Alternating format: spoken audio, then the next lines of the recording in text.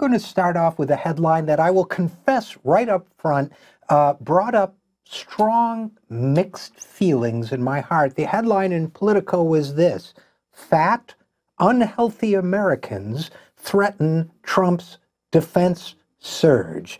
Yeah, you heard that right. Fat, unhealthy Americans threaten Trump's defense surge. Where they begin, Brian Bender for Politico begins by saying the Trump administration's ambitious new military buildup is at risk of being hobbled even before it starts by a dwindling pool of young Americans who are fit to serve. That's right. He says, according to the statistics he's pulled together, nearly 3 out of 4 Americans between the ages of 17 and 24 are ineligible to serve in the military because of obesity, other health problems, criminal backgrounds, lack of education, and those are the primary factors. And that can hamper the Pentagon's plan to recruit tens of thousands of new soldiers, sailors, pilots, and cyber specialists over the next 5 years. Now, you've heard me talk about the defense budget on this program. I don't think we need to spend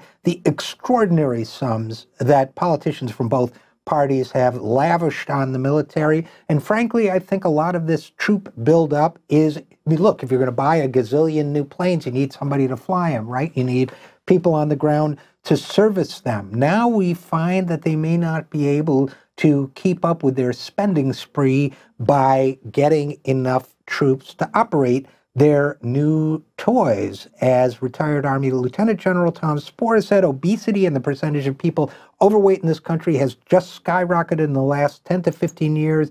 Asthma is going up. High school graduation rates are still just barely acceptable, et cetera, et cetera, et cetera. Now, he didn't say et cetera, et cetera, et cetera. I did. But so, okay, here's where the mixed feelings comes in. I am not for this troop buildup. I mean, this military buildup.